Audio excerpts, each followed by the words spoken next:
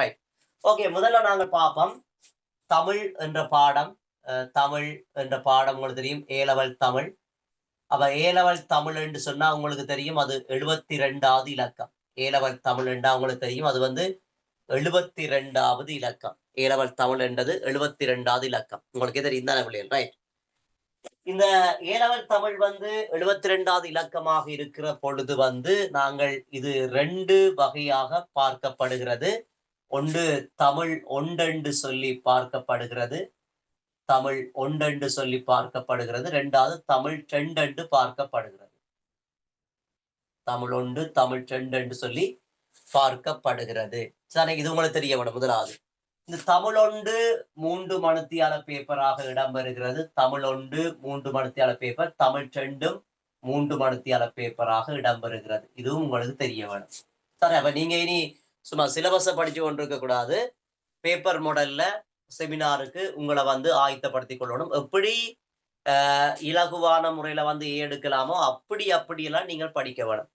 எப்படி இலகுவான முறையில வந்து எடுக்கலாமோ அப்படியான முறைகளை நீங்கள் கையாண்டு படிக்க வேண்டும் என்பதுதான் என்னுடைய கருத்து. எடுப்பதற்கு என்னென்ன வழிகள் இருக்குதோ அதை எல்லாத்தையும் சிறந்த முறையில கற்றுக்கொள்ள வேண்டியது உங்களுடைய பொறுப்பு. ரைட். அப்ப இந்த 3 மணித்தியால பேப்பர்ல என்ன மாதிரியான கேள்விகளை நாங்கள் பார்க்கலாம், என்ன மாதிரியான கேள்விகள் வருது, இப்படியான பல்வேறுபட்ட தகவல்களை நான் உங்களுக்கு தரப்போறேன், அல்லது பல்வேறுபட்ட விடயங்களை நான் உங்களுக்கு என்ன செய்ய போறேன்னு சொன்னா தரப்போறேன். ரைட். இது முதலாவது ஓகே தானே பிள்ளையர்? ரைட். முதலாவது பார்த்தோம்னா தமிழ் ஒன்று. இப்ப நீங்கள் வடிவா கவனிக்க வேணும் பிள்ளையர் வந்து என்னென்றால், சில பேருக்கு இந்த விளக்கமே இல்லாம இருப்பீர்கள். தமிழ் ஒன்றில நாங்க என்னத்தை படிக்க வேணும், தமிழ் ட்ரெண்டில என்னத்தை படிக்க வேணும் என்ற விளக்கம் கூட சில பேருக்கு தெரியாம இருக்கலாம். அப்ப நான் சொல்றதான், தமிழ் ஒன்றில நீங்க என்னத்தை படிக்க வேணும், தமிழ் ட்ரெண்டில என்னத்தை படிக்க வேணும். இப்ப பேருக்கு தமிழ் ஒன்றில என்ன வரும், தமிழ் ட்ரெண்டில என்ன வரும் என்று கூட தெரியாது. ஏன்னு சொன்னால், நாங்கள் இப்ப ஸ்கூல்ல வந்து பரீட்சைக்கு வந்து படிக்கின்ற வேளையில வந்து முதலாம் ட்ரெண்டாம் 3ஆம் டேர்ம் எல்லாம் பார்த்தோம்னா தமிழ் ஒன்று தமிழ் ட்ரெண்ட் எல்லாம் கலந்து வரும். ஒரு ஃபைனல் எக்ஸாம் பேப்பர்ல தான் 2 பேப்பர் இருக்குதுன்றது உங்களுக்கு தெரிய வேணும். மட்டுமல்லாமல் தமிழ் ஒன்றுக்கு என்ன வரும், தமிழ் ட்ரெண்டுக்கு என்ன வரும் என்ற விடயத்தையும் அதையும் நான் உங்களுக்கு சுருக்கமாக சொல்லி வரேன். ரைட். தமிழ் ஒன்றுக்கு என்ன வரும்னு சொன்னால் உரைநடை பகுதி வரும், உரைநடை பகுதி வரும், அதே மாதிரி செய்யுள் பகுதி வரும். இதைத்தான் நான் ஷார்ட் அண்ட் ஸ்வீட்டா சொல்றேன் ஸ்மார்ட் ஒர்க்கில. என்ன, ஒன்று உரைநடை பகுதி வரும், செய்யுள் நடை பகுதி வரும். சரிதானே? உரை பகுதியும் வரும், உரைநடை பகுதியும் வரும், செய்யுள் நடை பகுதியும் வரும். 2 பகுதி தான் இருக்கு தமிழ் ஒன்றுக்கு. அது பிற என்னென்ன விரிவாக்கம்ன்றதை பிற பாவம். அதே மாதிரி தமிழ் ட்ரெண்டில வந்து பார்த்தோம்னு சொன்னா இலக்கணம் என்று சொல்லப்படுகின்ற பகுதி தமிழ் ட்ரெண்டில வந்து படிக்க வேண்டிய பகுதி. இலக்கணம் என்பது வந்து தமிழ் ட்ரெண்டில படிக்க வேண்டிய பகுதி. அதே மாதிரி கட்டுரை என்பது தமிழ் ட்ரெண்டில வந்து படிக்க வேண்டிய பகுதி. கட்டுரை என்பது தமிழ் ட்ரெண்டில படிக்க வேண்டிய பகுதி. அதே மாதிரி பார்த்தோம்னு சொன்னா இலக்கிய வரலாறு என்பது தமிழ் ட்ரெண்டில படிக்க வேண்டிய பகுதி. இலக்கிய வரலாறு என்பது தமிழ் ட்ரெண்டில வந்து படிக்க வேண்டிய பகுதி. இலக்கிய வரலாறு என்பது தமிழ் ட்ரெண்டில படிக்க வேண்டிய பகுதி. அடுத்தது பார்த்தோம்னு சொன்னா சுருக்கம் என்பது தமிழ் ட்ரெண்டில வந்து படிக்க வேண்டிய பகுதி. சுருக்கம் என்பது தமிழ் ட்ரெண்டில படிக்க வேண்டிய பகுதி. கிரகித்தல் என்பது தமிழ் ட்ரெண்டில வந்து படிக்க வேண்டிய பகுதி. கிரகித்தல் என்பது தமிழ். இவ்வளவுதான் பிள்ளைகள், ஷார்ட் அண்ட் ஸ்வீட்டா சொல்றேன்னா இவ்வளவுதான் எங்களுக்கு தமிழ்ல படிக்க வேண்டிய பகுதிகள் இருக்குது. இதுக்குள்ள நாங்கள் மிகச் சுருக்கமாக இந்த பரீட்சைக்கு என்னென்ன பகுதிகள் வரும் என்று பார்த்துட்டோம்னு சொன்னா எங்களுக்கு இதுல வந்து அதான் நான் ஒவ்வொரு நாளும் தான் சொல்லுவேன். சார் ஒவ்வொரு நாளும் சொல்லி ஒரே நாள்ல எல்லா விஷயத்தையும் சொல்ல மாட்டேன். சார் 11ஆம் மாசம் உங்களுடைய செமினார். ரைட். செமினார் வந்து இன்றைக்கு பார்த்தோம்னா 27/8/2025 ஆரம்பமாகி எப்ப முடியும் செமினார் என்றால் 5/11/2025 தான் முடியும். நம்ம கிட்டத்தட்ட பார்த்தோம்னா ஒரு 3 மாத கால செமினார் கிட்டத்தட்ட. இதுக்குள்ள கூடும் கிளாஸ் செமினார் கிளாஸஸ் வந்து கொஞ்சம் கூடுதலாக கூட இடம்பெறலாம். அப்ப 3 மாத காலமாக இந்த செமினார் என்ன செய்யும் சொன்னால் நடைபெறும். ஓமா இல்லையா? அப்ப உங்களுக்கு இதுல வந்து வினாவிடை PDF கிடைக்கும், வினாக்கள் கிடைக்கும். ஒவ்வொரு நாளும் ஒவ்வொரு பகுதியை சொல்லிவிடுவேன். இந்த வருஷம் இந்த பகுதியை கொஞ்சம் கூட பாருங்க, இந்த வருஷம் இந்த பகுதியை கொஞ்சம் கூட பாருங்கன்னு சொல்லி ஒவ்வொரு நாளும் ஒரே நாள்ல சொல்ல மாட்டேன். ஏண்டா ஒவ்வொரு நாளும் சொன்னதான் நீங்க ஒவ்வொன்றையும் நீங்க உடனே என்ன செய்யணும்னு சொன்னா ஆயத்தப்படுத்துவீங்க. அப்ப இன்றைக்கு சொன்ன விடயம் பிற நாளை கொண்டு சொல்லிக்க அந்த 2ஐயும் ஆயத்தப்படுத்துவீங்க. பிற அங்கால 3 அது அப்படியே ஆயத்தப்படுத்தி கொண்டு போய் உங்களுக்கு ஈஸியாக இருக்கு. அப்படி ஆயத்தப்படுத்தி கொண்டு போய் அது சிறுகதையாக இருக்கலாம், நாவலாக இருக்கலாம், பாட்டுக்கு பொருளாக இருக்கலாம், என பாட்டாக இருக்கலாம், எதுவாக இருந்தாலும் அது உங்களுக்கு ஈஸியாக இருக்கும். இதுதான் பிள்ளைகள் எங்களுக்கு இந்த தமிழ் 1 தமிழ் 2 என்று சொல்லப்படுகின்ற பகுதியில மிக முக்கியமான விடயம். ரைட். இப்ப எங்களுக்கு தமிழ் 1க்கு நாங்க வருவோம். தமிழ் 1 நான் சொல்லிப்போட 3 மணித்தியால பேப்பர். தமிழ் 1 3 மணித்தியால பேப்பர். நான் சொன்ன உரைநடை என்பது ஒரு பகுதி, செய்யுள் நடை என்பது ஒரு பகுதியாக இடம்பெறும் என்று சொல்லி போட்டேன். ரைட். அடுத்த கட்டமாக நாங்க பார்க்க போறோம். இந்த உரைநடை என்பது என்ன பகுதியை அடிப்படையாக கொண்டது, செய்யுள் என்பது என்ன பகுதியை. உரைநடை என்றா இப்ப உதாரணமாக நீங்கள் பார்க்கிற இந்த உரைநடை கோவை இருக்குதானே பிள்ளையர், உரைநடை கோவை அந்த கட்டுரை என்று சொல்லுவோம். என கட்டுரை பகுதி என தொண்டு தமிழ் தொண்டு என்று சொன்னால் அது ஒரு கட்டுரை பகுதி, அது உரைநடை கோவை. உரைநடை கோவை என்ற பகுதி, உரைநடை கோவை என்ற பகுதி உரைநடைக்க வரப்போகுது. அதே மாதிரி பார்த்தோம்னு சொன்னா நாவல் என்ற பகுதி வந்து உரைநடைக்க வரப்போகுது. அதே மாதிரி சிறுகதை என்ற பகுதி வந்து சிறுகதை என்று சொல்லப்படுகின்ற பகுதி வந்து உரைநடைக்க வரப்போகுது. நாடகம் என்ற பகுதி வந்து உரைநடைக்க வரப்போகுது. இதுதான் உரைநடைக்க வரப்போற பகுதிகள். என்ன உரைநடை கோவை வந்து உரைநடை என்ற பகுதிக்கு வரப்போகுது. இப்ப இலங்கை ஆற்றுப்படை, இப்ப இலங்கை ஆற்றுப்படைன்னு சொன்னா அது ஒரு உரைநடை கோவை. அப்ப அந்த உரைநடை கோவை வந்து உரைநடை பகுதி என்ற கேள்விக்கு தான் வரப்போகுது. நாவல் உரைநடை பகுதிக்கு தான் வரும். சிறுகதை வந்து உரைநடை பகுதிக்கு தான் வரும். நாடகம் உரைநடை பகுதிக்கு தான் வரும். இப்படிதான் பிள்ளைகள் உரைநடை பகுதிக்குள்ள வருகின்ற விடயங்கள் இருக்குது. அப்ப உரைநடை பகுதிக்கு இதைத்தான் நாங்க பார்க்க போறோம். இந்த செய்யுள் நடை பகுதிக்கு வந்து என்னென்ன பார்க்க போறோம்னு சொன்னா, இப்ப சங்ககால செய்யுட்கள் வந்து சங்ககால செய்யுட்கள் சங்ககால செய்யுட்கள். அப்ப சங்ககால செய்யுட்கள் வந்து செய்யுள் நடைக்கு தான் வரப்போகுது. அதே மாதிரி வந்து திருக்குறள் என்று சொல்லப்படுகின்ற பகுதி செய்யுள் நடைக்கு தான் வரப்போகுது. கம்பராமாயணம் என்று சொல்லப்படுகின்ற பகுதி செய்யுள் நடைக்கு தான் வரப்போகுது. அதே மாதிரி தேம்பாவணி என்ற பகுதி, அதே மாதிரி காரணமாலை என்ற பகுதி, ஏன்னா அதே மாதிரி அமரநாதி பிரான் என்ற பகுதி, அதே மாதிரி கோயில் திருப்பதிகம் என்ற பகுதி, அதே மாதிரி மணிமேகலை என்று சொல்லப்படுகின்ற பகுதி, அதே மாதிரி பார்த்தோம்னு சொன்னா சிலப்பதிகாரம் என்று சொல்லப்படுகின்ற பகுதி, இதெல்லாம் வந்து நாங்கள் எங்க பார்க்க போறோம் தான் செய்யுள் நடை பகுதிக்கு பார்க்க போறோம். இவ்வளவுதான் பிள்ளைகள் ஃபர்ஸ்ட் பார்ட்ல படிக்க போறோம். இதை விட கவிதை என்ற பகுதி ரைட், இதோட சரி தானே. இதுக்குள்ளே நாங்கள் தெரிவு செய்து படிக்கலாம். மிக ஈஸி பிள்ளைகள், ஏன்னா மிகவும் ஈஸியான மெதட். இதுக்குள்ள நாங்கள் கனவிடயத்தை தெரிவு செய்து படிக்கலாம். இப்ப திருக்குறள்ல வந்து நாங்கள் தெரிவு செய்து படிக்கலாம், கம்பராமாயணத்துல தெரிவு செய்து படிக்கலாம். இதை பாடமாக்குறது இந்த வேலையெல்லாம் ஒன்றும் இல்லை. சிம்பிளாக வந்து கேள்விக்கு விடை எழுதலாம். சும்மா பாடமாகி பொருளை பாடமாகி அதெல்லாம் இல்லை. சில பேர் அந்த வேலையெல்லாம் செய்வீங்க. அது எல்லாத்தையும் இண்டியோட மறந்து போயிட்டு சிறப்பான விடயங்களை மாத்திரம் பார்த்து கொள்ளுங்க. பாட்டுக்கு பொருள் பாடமாக்குறது, பாட்டை பாடமாக்குறது. திருக்குறள் வந்து கேள்விக்கு விட செய்யக்க திருக்குறள் வந்து தெரிய வேணும். அதை நீங்க செய்யத்தான் வேணும். அது அதுக்காண்டி கம்பராமாயண பாட்டெல்லாம் பாடமாய் கொண்டு தெரியல. கேள்விக்கு விடை நான் தருகின்ற வேளையில அந்த கேள்விக்கு விடையில வருகின்ற அந்த வரிகளை தொடர்களை வந்து பாடமாக்கினா சரி. அப்ப இவ்வளவுதான் உரைநடை பகுதி, இவ்வளவுதான் செய்யுள் நடை பகுதி தான் தமிழ் 1 3 மணித்தியால பேப்பருக்கு பார்க்க போறோம்.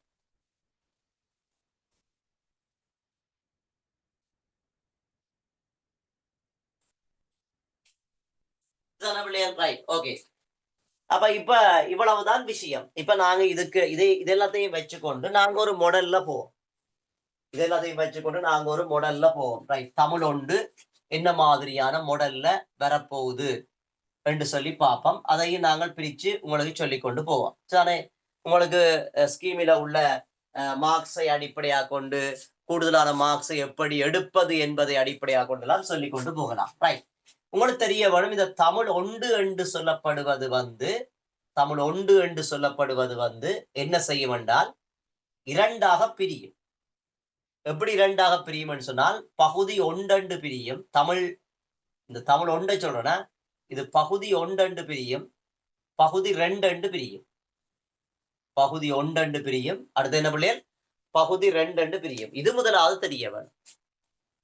சரி, பகுதி 1 பிரியும், பகுதி 2 பிரியும். இந்த பகுதி ஒன்று வந்து எத்தனை புள்ளிக்கு வருமெண்டா 40 புள்ளிக்கு வரும். பகுதி ஒன்று 40 புள்ளிகளுக்கு வரப்போகுது. அதே மாதிரி பகுதி 2 பார்த்தோம்னா 60 புள்ளிகளுக்கு வரப்போகுது.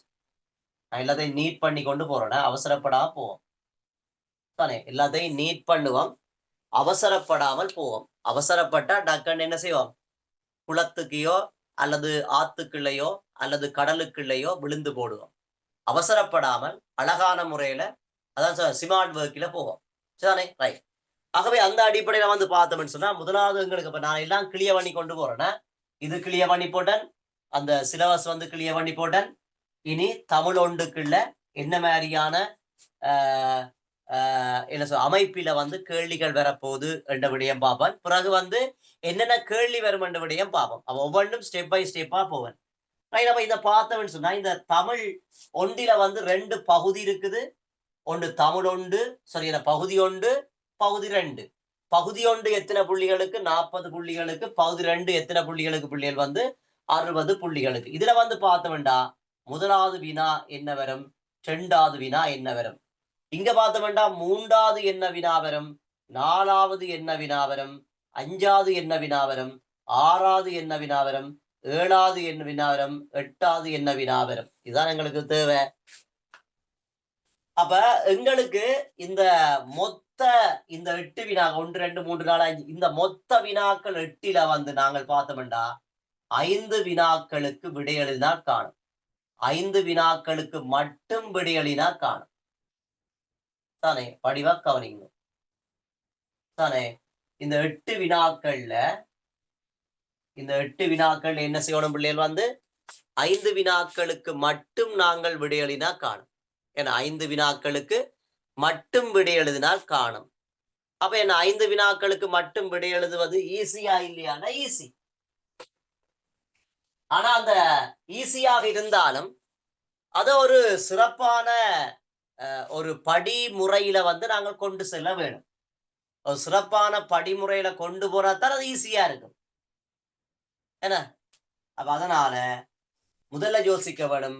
8 வினாக்கள் இருக்கா, 2 4 6 8 வினா இருக்குது. எத்தனை செய்ய வேணும், 5 வினாக்கள் செய்ய வேணும். ரைட். ஆனால் இந்த பகுதி ஒன்றில வருகின்ற வினாக்கள் கட்டாய வினாக்கள் என்று சொல்றது தானே. பகுதி ஒன்றில வருகின்ற வினாக்கள் கட்டாய வினாக்களாக இருக்கும். முதலாவது வினாவும் கட்டாய வினா, 2வது வினாவும் கட்டாய வினா. ரைட். இப்ப முதலாவது வினாவில் நாங்கள் பார்த்தோம்னு சொன்னால் வடிவா கவனித்துக் கொள்ளுங்க. சங்கச் செய்யுளும் கம்பராமாயணமும் தான் வரும் முதலாவதுல. இது 24 புள்ளிக்கு வரும் தானே. முதலாவது கேள்வியில என்ன வரும் பிள்ளைகள் வந்து சங்கச் செய்யுட்களும் கம்பராமாயண பாடல்களும் தான் வரும். அப்ப சங்கச் செய்யுளும் கம்பராமாயண பாடல்களும் தான் வரும்னு சொன்னா 24 புள்ளிக்கு வரும்னு சொன்னால் கம்பராமாயண பாட்டை பாடமாய் கொண்டிருக்கிறீல்ல, சங்கச் செய்யுள பாடமாய் கொண்டிருக்கிறீல்ல. உங்களுக்கு தெரியும் ஒரு சங்கச் செய்யுள் வந்து சொன்னால் இதுல 3 கேள்வி வரும் 12 புள்ளிக்கு. இதுல 3 கேள்வி வரும் 12 புள்ளிக்கு. ஆகவே 2 சேர்த்து 24 புள்ளிக்கு வரப்போகுது. அப்ப இதுல பெரும்பாலும் கம்பராமாயண பாட்டு தான் வருது. ஏன்னா பெரும்பாலும் கம்பராமாயண பாட்டு தான் வருது. சில வேளைகள்ல ஏதாவது மாற்றங்கள் வருகின்ற வேளையில நாங்கள் அது சம்பந்தமான விடயங்களை உங்களுக்கு தருவோம். கம்பராமாயண பாட்டு வரைக்கும் நீங்க யோசிக்க வேண்டாம். பொருள் எல்லாம் கேட்கிறானா, முந்தியெல்லாம் நாங்கள் படிக்கிற காலத்துல பிள்ளைகள் வந்து பொருள் எழுதி எல்லாம் பாஸ் பண்ணிக்கிறோம், எடுத்துக்கிறோம். நாங்கள் படிக்கிற காலத்துல எல்லாம் பொருள் எழுதி தான் நாங்க எடுத்துறாங்க. இப்ப எல்லாம் பொருள் வந்து கேட்கறது இல்ல, சிம்பிளா கேள்வி கேட்கிறான். நீங்க ஏன் கணக்க யோசிக்கிறீங்க? ஏன்னா நீங்கள் விழுந்து விழுந்து பாட்டையும் பாடமாக்கி பொருளையும் பாடமாக்கி ஏன் யோசிக்கிறீங்கன்னு தான் நான் கேட்கிறேன்.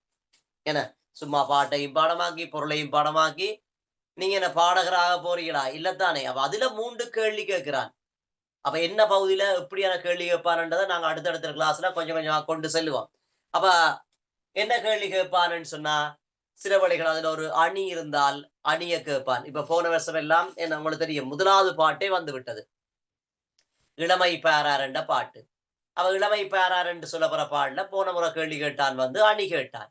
அப்ப அணி வந்து கேட்க வந்து 2 அணி இருக்குது. ஒன்று உருவக அணியும் இருக்குது, தற்குறிப்பேற்ற அணியும் இருக்குது. அப்ப எந்த இடத்துல உருவக அணி, எந்த இடத்துல தற்குறிப்பேற்ற அணி என்றதை நாங்கள்லாம் பிடிக்க வேணும். நாங்கள்லாம் பிடிக்க வேணும். பிடிச்சு நாங்க என்ன செய்வோம்னு சொன்னால் எழுத வேணும். இன்னும் இதுல பல்வேறுபட்ட விடயங்கள் இருக்கு. அதை நான் பேப்பர்ல சொல்லி சொல்லி விளங்கப்படுத்துவேன். இப்ப நான் நேரடியா சொல்லிக் கொண்டு போறேன். அவ வடிவா விளங்கோணும் பிள்ளைகள் வந்து அதுல அணி வந்து கேட்கலாம். அதே மாரி வந்து அதுல வந்து சில வேளைகள்ல வந்து திணைய பற்றி கேட்கலாம், துறைய பற்றி கேட்கலாம். அந்த ஏதாவது பாட்டு. ஏன்னா, அல்லது வந்து அதுல வந்து பாடப்பட்ட சந்தர்ப்பம், அதான் துறைன்னு சொல்றது. துறைய பற்றி கேட்கலாம், திணைய பற்றி கேட்கலாம், அணிகள பற்றி கேட்கலாம்.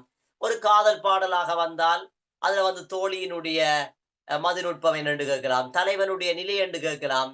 தலைவியினுடைய நிலை என்று கேட்கலாம்.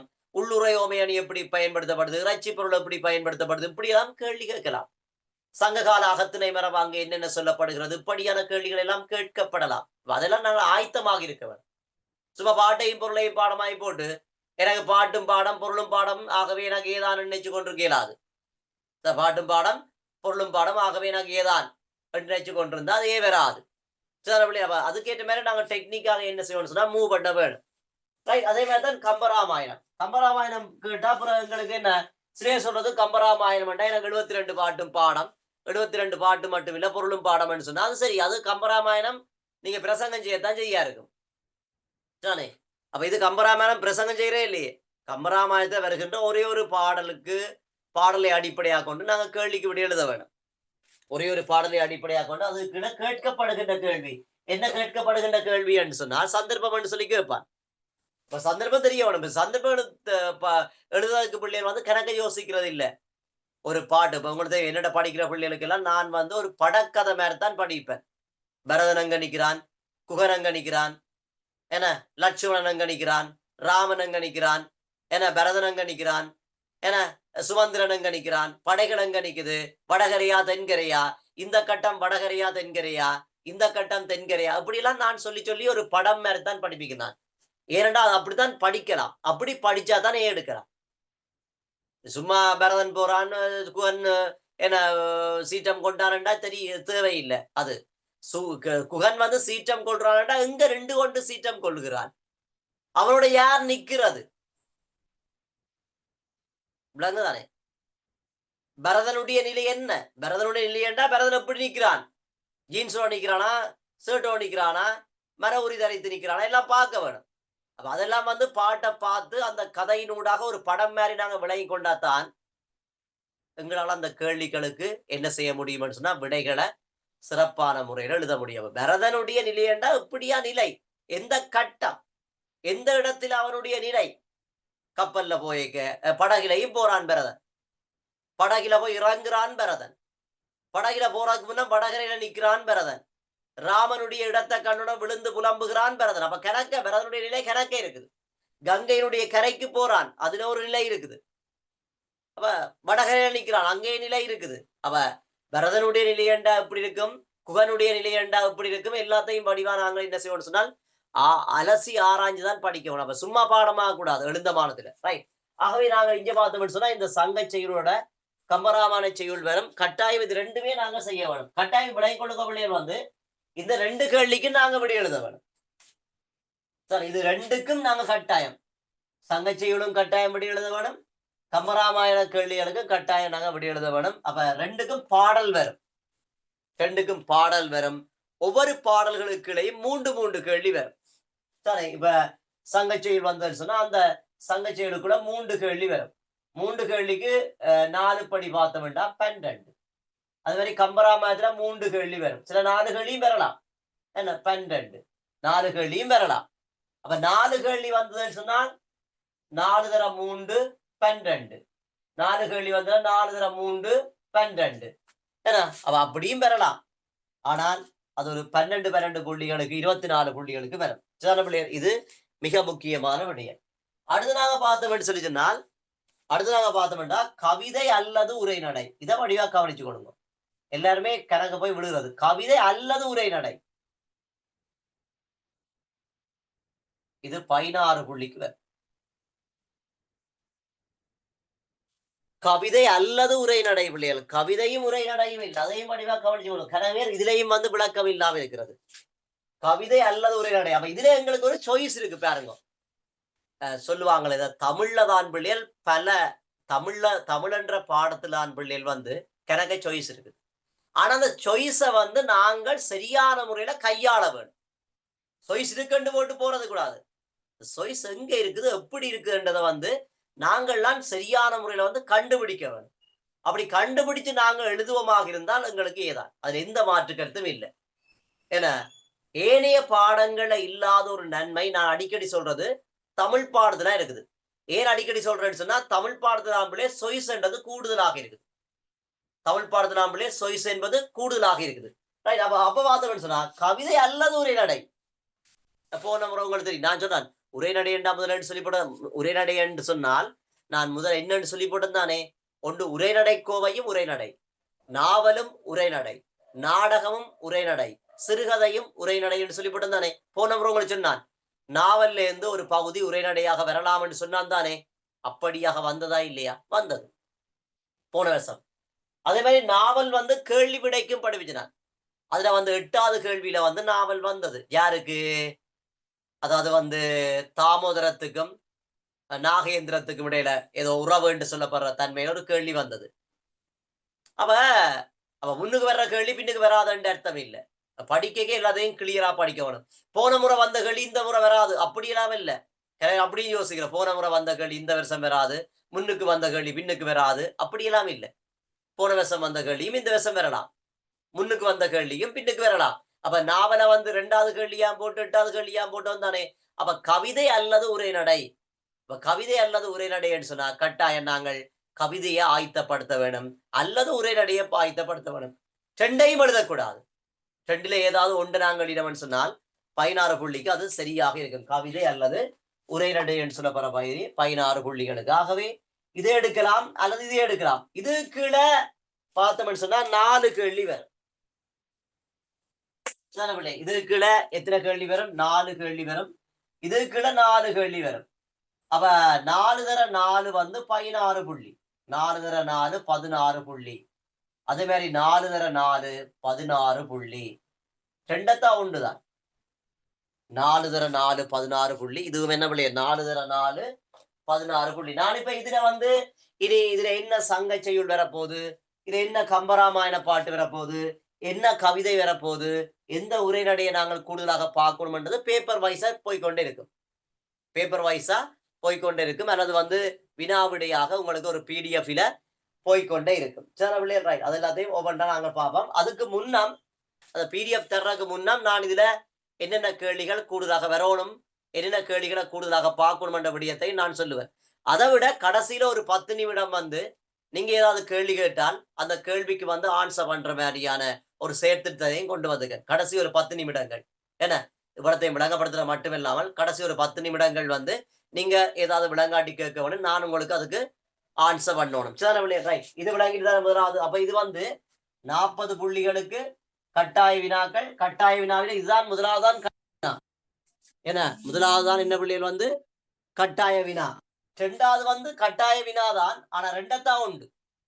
2வது கட்டாய வினாதான், ஆனா கட்டாய வினாதான், ஆனா என்ன பிள்ளை இது அல்லது இது, இது அல்லது இது ரெண்டத்தான் உண்டுதான். அப்ப இதை செய்யலாம் அல்லது இதை செய்யலாம். சரி, ரைட். ஓகே. அப்ப 40 புள்ளிகளுக்கு நாங்கள் இப்ப விடை எழுதுறோம். ரைட். அடுத்த பார்த்தோம்னு சொன்னா 3வது வினா உங்களுக்கு தெரியும். உங்களுக்கு இதுக்குள்ள வடிவா கவனிச்சு கொடுங்க. இதுக்குள்ள நீங்கள் கவனிக்க வேண்டிய விடயம் பாருங்க. நான் சொன்னால் 5 வினாக்களுக்கு விடை எழுதணும்னு சொன்னால் ஏற்கே 2 வினாக்களுக்கு விடை எழுதியாச்சு. இன்னும் எத்தனை இருக்கு? 2 4 6. இதுக்குள்ள ஏதாவது 3, ஏதாவது 3 எடுத்தா சரி. வடிவா கவனிச்சு கொடுங்க. ஏதாவது 3 வினாக்களை இதுக்கு எடுத்தா சரி. அதுலயும் 8வது வினா வந்து சிறு குறிப்பு. அதை 8வது வினா என்ன பிள்ளைகள் வந்து பார்த்தோம்னா சிறு குறிப்பு எழுதுறது. எத்தனை சிறு குறிப்பு வரப்போகுது? 5 சிறு குறிப்பு வரப்போகுது. அந்த 5 சிறு குறிப்புல ஏதாவது 2 சிறு குறிப்பு தான் எழுதுறது. அப்ப சில வேளைகளை இந்த இதுக்குள்ள 3 வினா எடுக்க இந்த 8வது வினா எடுத்தால் இஞ்சால 5 வினாக்களை 2 எடுத்தா காணும். அப்ப 8வது வினா கனவியல் எடுக்கிறது. ஏன் 8வது வினாவை கனவியல் எடுக்கிறேன்னு சொன்னா 8வது வினாவில சிறு குறிப்பில 5ல 2 தானே செய்யறது. அப்ப 5ல 2 செய்யற ஈஸி தானே. ஏன்னா அப்ப 5ல 2 செய்யறது என்ன பிள்ளைகள் ஈஸி தானே என்று போட்டு எல்லாரும் என்ன செய்யறேன்னு சொன்னால் 8வது வினாவை எடுக்கிறது. அதுவும் நல்ல ஐடியா தான். ரைட். அப்ப இந்த இடத்துல நாங்கள் பார்த்தோம்னு சொன்னால் எங்களுக்கு 3வது வினாவாக வந்து என்ன வரும் என்றால் கட்டாயம் வந்து உங்களுக்கு திருக்குறள் வந்து 3வது வினாவாக வரும். இப்ப நாங்கள் 2வது அதிகாரம் குற்றம் கடிதல் என்று சொல்லப்படுற அதிகாரம். அப்ப குற்றம் கடிதல் என்று சொல்லப்படுற அதிகாரம் இந்த வருஷம் நாங்கள் எதிர்பார்க்கலாம். குற்றம் கடிதல் என்ற அதிகாரம் இந்த வருஷம் என்ன செய்யலாம் பிள்ளைகள்? எதிர்பார்க்கலாம். அவர் நாளைக்கு என்ன செய்யணும்? குற்றம் கடிதல் சம்பந்தமான குற்றம் கடிதல் என்ற என்ன? குற்றங்களாக கருதப்படுபவை என்ன? அப்படி இல்லாம வந்து குற்றம் கடிதல் என்று சொல்லப்படுற அதிகாரம் 2வது அதிகாரம் பற்றி நல்ல கிளியராக படிச்சிடும்.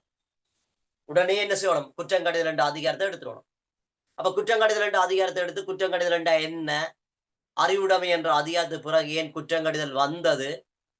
குற்றங்களாக கருதப்படுபவை இப்படியெல்லாம் வந்து உங்களுக்கு தெரியும் 2வது அதிகாரத்துல 10 திருக்குறளையும் வந்து ஒரு 4-5 கேள்விகளாக வந்து பிரிச்சிருக்கிறாங்க.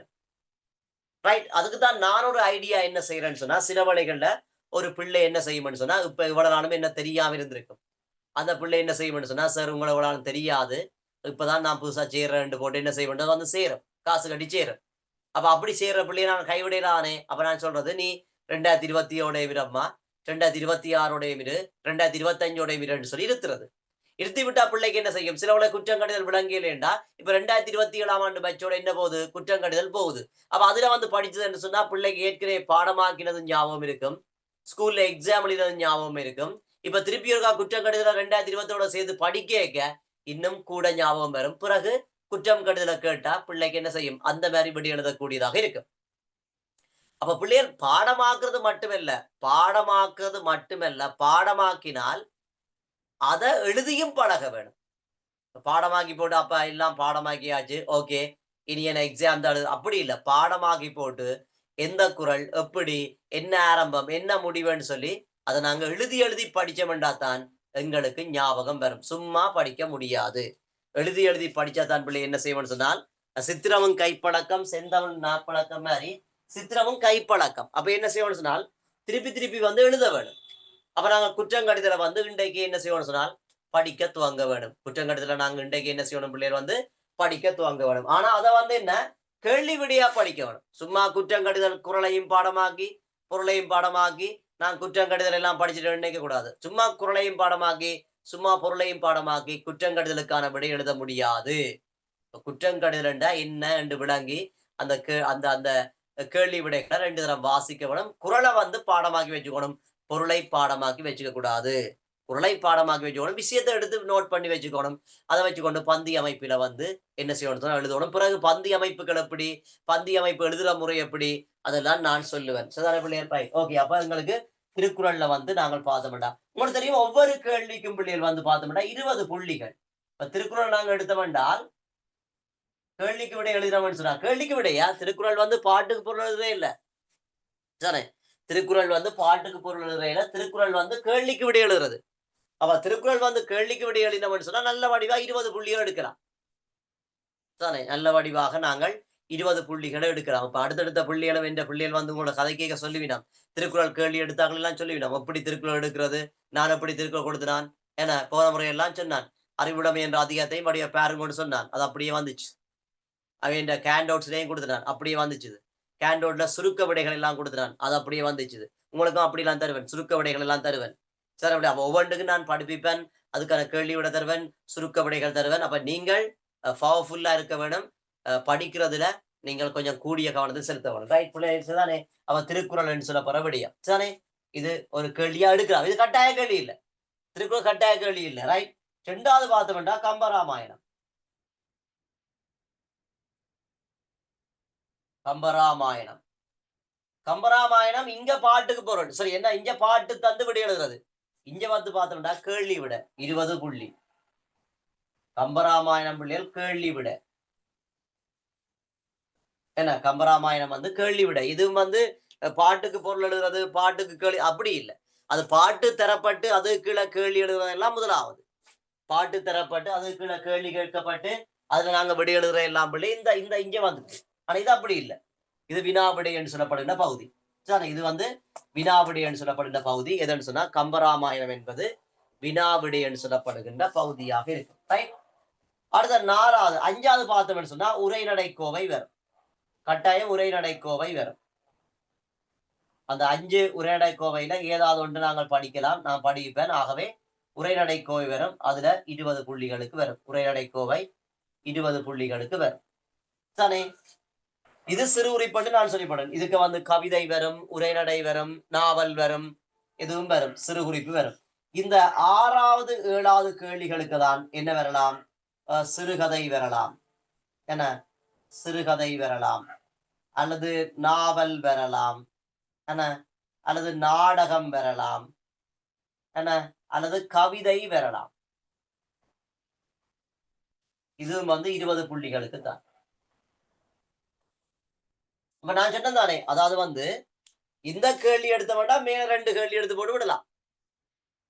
8வது கேள்வி எடுத்த வேண்டாம், மேல 2 கேள்வி இதுக்குள்ள 1 2 3 4 5க்குள்ள 2 எடுத்தா சரி. ஏன்னா 8வது கேள்வி நாங்க எடுப்பமாக இருந்தால்.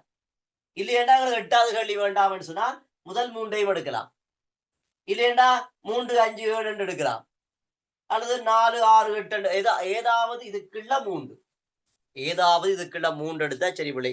இது இந்த விரிவான விளக்கத்தை நான் அடுத்த வகுப்பில சொல்லுவேன். நீங்க ஏதாவது கதைக்கிறேன்டா கதைக்கலாம். இதனுடைய விரிவான விளக்கம் நான் அடுத்த வகுப்பில சொல்லுவேன். ஏதாவது நீங்க கதைக்கிறேன்டா கதைக்கலாம். ஏதாவது உங்களுக்கு சந்தேகம் இருக்கா?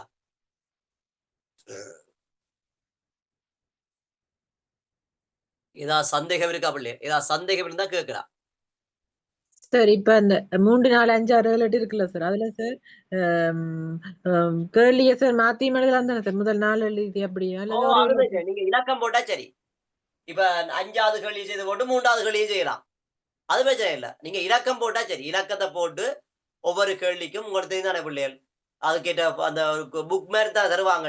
அதுல நீங்க இலக்கத்தை போட்டு ஆனா அவன் ஈனா ஐயன்னா போட்டு படிவா படி எழுதினா சரி. அவ கேள்வியை மாறி செய்யலாம். 8வது கேள்வியையும் செய்யலாம் முதலாவதா. அதுல பிரச்சனை இல்லை. இலக்கம் போட்டா சரி. கேள்வியை ஓடல்ல தான் செய்து கொண்டு போகணும்னு சொல்லி எந்த ஒரு இதுவும் இல்லை. உங்களுக்கு தெரிஞ்ச கேள்வி, இலகுவான கேள்வி, முதலாவது கேள்வி, நான் படிவா செய்யக்கூடிய கேள்வியை முன்னுக்கு எடுத்து செய்வோம் நீங்க நினைச்சா அது யாருமே ஒன்னும் சொல்ல இயலாது. அது சரி. சரி சார். ஓ சொல்லுங்கம்மா. என்ன என்ன சந்தேகம் இருந்தாலும் கேளுங்க.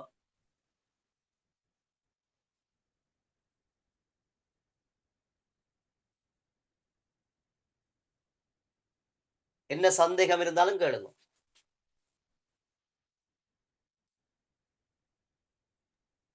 சார், கம்பராமாயணம் பார்ட் 2க்கு ஆன்சர் எழுதக்கொள்ள பாடல் வரிகளையும் கொடுக்கணுமா? பாடல் வரிகள் வந்து ஃபுல்லா கொடுக்க வேண்டிய அவசியம் இல்ல. பரதனுடைய பெருமை என்ற ஒரு கேள்வி வந்ததுன்னு சொன்னா ஏதோ ஒரு பகுதியில அந்த பரதனுடைய பெருமை சம்பந்தமாக என்ன பாடல் அடி இருக்குதோ அந்த பாடல் அடியை கொடுத்தலினா சரி. அல்லது விஷயத்தை கொடுத்து போட்டு பரதனுடைய 4 பெருமைகளை கொடுத்து போட்டு ஏதாவது ஒரு பாடல் அடியை கொடுத்தா காணும். எல்லாத்துக்குமே பாடல் அடி எழுதி கொண்டிருக்கிறது இல்லை. விளங்கானே பரதனுடைய ஒரு 4 பெருமை எழுதி போட்டு ஒரு 8 பெருமை இருக்குன்னு சொன்னால் ஒரு 3 பெருமை எழுதி போட்டு ஒரு பாடல் அடி, ஒரு அங்கால ஒரு 3 பெருமை எழுதி போட்டு ஒரு பாடல் அடி, ஒரு அங்கால 2 விஷயத்தை எழுதி போட்டு ஒரு பாடல் அடி, அப்படி கொடுத்தா சரி. ஏதாவது ஏதாவது உதாரணம் கொடுக்குத பாடல் அடி உதாரணம் தானே கொடுக்க போறோம். அப்ப ஃபுல்லா பாடல் அடியை கொடுக்குற வேண்டிய அர்த்தம் இல்லை தானே. என்ன அதுல பார்க்க வேணும். ரைட். வேற கேள்வி, நல்ல கேள்விகள். ரைட். சிலர் வந்து என்னுடைய போன் நம்பரை கேட்கிறீர்கள். போன் நம்பர் உங்களுக்கு தான் இதுதான் பிள்ளைய போன் நம்பர் 076 18 79 502. இந்த நம்பரு அடிக்கிறா நீங்க பிரச்சனை. உங்களுக்கு ஏதாவது சந்தேகம் இருந்தா கேட்கலாமா? உங்கள்ட்ட அட்மின் ஆக்களோடய நீங்கள் கிளாஸ்ல ஜாயின் பண்ணி கொடுங்க. இப்ப உதாரணமா இதுக்குள்ள ரிங்கோ ஐக்யூ சென்டர்ல இருந்து ஜாயின் பண்ண பிள்ளைகள் ரிங்கோ ஐக்யூ சென்டர்லயே ஜாயின் பண்ணுங்க. பிரச்சனை இல்லையா? ரைட். அப்ப 076 18 79 502 இது வந்து என்னோட ஏதாவது நீங்கள் சந்தேகம் கேட்கிறேன்னு சொன்னா நீங்க கேட்கலாம். பிரச்சனை இல்லை. ஆனால் மத்தியான வேளையில அதாவது 12 மணிலேருந்து 4 மணி மட்டும் சந்தேகம் கேட்க இயலாது. மத்தியானம் 12 மணிலேருந்து ஒரு 3 மணி மட்டும் சந்தேகம் கேட்க இயலாது. காலம் நீங்க 9 10 மணிக்கு கேட்கலாம் தானே. பின்னேரம் 3 மணிக்கு பிறகு சந்தேகம் கேட்கலாம். இரவில 6 மணிலேருந்து 9 மணி 10 மணி வரைக்கும் சந்தேகம் கேட்கிறேன். நான் வகுப்பில் நிற்பேன். அப்ப என்னோட கதைக்க முடியாத நேரம் மத்தியானம் 12 மணிலேருந்து 3 மணி மட்டும் கதைக்க இயலாது. பின்னேரம் 6 மணிலேருந்து இரவு 10 மணி மட்டும் கதைக்க இயலாது. மற்ற நேரங்கள்ல கதைக்கலாம். அதுக்கான இரவு 12 மணிக்கு எடுத்து கதைக்கிறேன் இல்லை சில விளையாடு. ரைட். ஆகவே இதுகளெல்லாம் பார்க்க வேண்டிய விடயங்கள் தானே. யாரா ஜாயிண்ட் ஆகுது இது வரைக்கும் ஜாயிண்ட் ஆகலையேன்னு சொன்னாலும் அவன் ஜாயிண்ட் ஆகி கொள்ளலாம். இதை விட இன்னும் இப்ப நார்மலா சொல்லி போட்டுருக்கேன். இதெல்லாம் விளங்குதா? இப்ப சொன்ன விடயம் எல்லாம் விளங்குதா?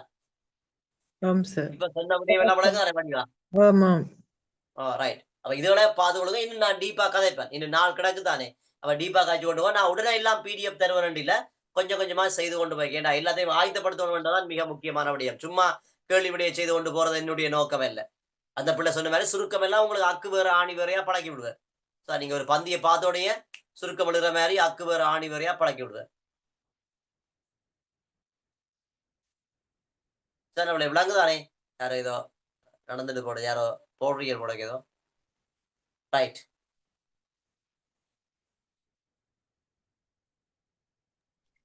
சார் சொல்லுங்க. 4 பக்கத்துக்கு எத்தனை 4 புள்ளிக்கு எத்தனை பக்கம் எழுதணும்? அதெல்லாம் நான் அப்புறம் சொல்லுவேன். இப்ப இதுக்குள்ள ஏதாவது சந்தேகம் தான் கேளுங்க. திருக்குறளுக்கு 2 அடியும் எழுதணுமா? 2 அடியும் எழுதுவோம். திருக்குறள் இப்ப குற்றங்களாக கருதப்படுவே 2 குறள்னு சொன்னா அந்த 2 குறளும் கொடுக்கும். 2 அடியும் எழுதுவோம். 1 அடி எழுதிட்டு கூடாது. ரெட் டொட் வச்சுட்டு போவேல 2 குறள் மேல. இல்ல அப்படி எழுத இயலாது. யாரோ லெப்ப ஆன் பண்ணிக்கிறீங்க பிள்ளைகள்? Right, okay. சார் சொல்லுங்க. சார் திருக்குறளுக்கு வந்து எத்தனை பக்கம் ஆன்சர் எழுதணும்? அதெல்லாம் நான் புற சொல்றேன்னு சொன்னேன். அதெல்லாம் பக்கம் ஒரு நாளும் பிள்ளைகள் வந்து பக்கம் பக்கமா எழுதுறதுன்னு யோசிக்க வேண்டாம். தமிழ்ல வந்து பக்கம் பக்கமா எழுதுறது யோசிக்கிறேன் இல்ல. கேள்வி விடைய சிறந்த முறை எழுதுதான் சரி.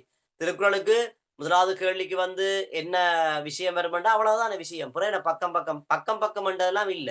இது ஃபுட்டுலர் மட்டும் வச்சு பார்த்து உங்களுக்கு விட போட்டு மார்க்ஸ் போடுறதில்ல தானே. இந்த பக்கம் பக்கமா எழுதுறதுன்றதை எல்லாம் யோசிக்காதீங்க. சிறப்பான முறையில அளவா எழுதுங்க. சிறப்பான முறையில சிறப்பான விடைகளை அளவா எழுதுங்க. பக்கம் பக்கம் என்ற கருத்து வேண்டாம். அப்படிலாம் யாருமே பார்த்து ஃபுட்டுலர் மட்டை வச்சு பார்த்து பக்கம் பக்கமா இருக்குதுன்னு போட்டு கூடிய புள்ளிய வழங்குறதில்ல. வாசிச்சு பாப்பினா நீங்க சிறப்பான முறையில அந்த ஆன்சரை சரியான முறையில எளிமையான முறையில விளக்கி இருந்தால் அதுக்கு சிறப்பான மார்க்ஸ் அல்லது முழு மார்க்ஸ் வந்து வழங்கப்படும். பக்கம் பக்கமாக நீங்க சும்மா அலட்டி போட்டு வர்றதுக்காக அங்க மார்க்ஸ் எல்லாம் வழங்கப்படுவது இல்லை. பக்கம் பக்கம் என்ற விடயத்தை மறந்து விடுங்க.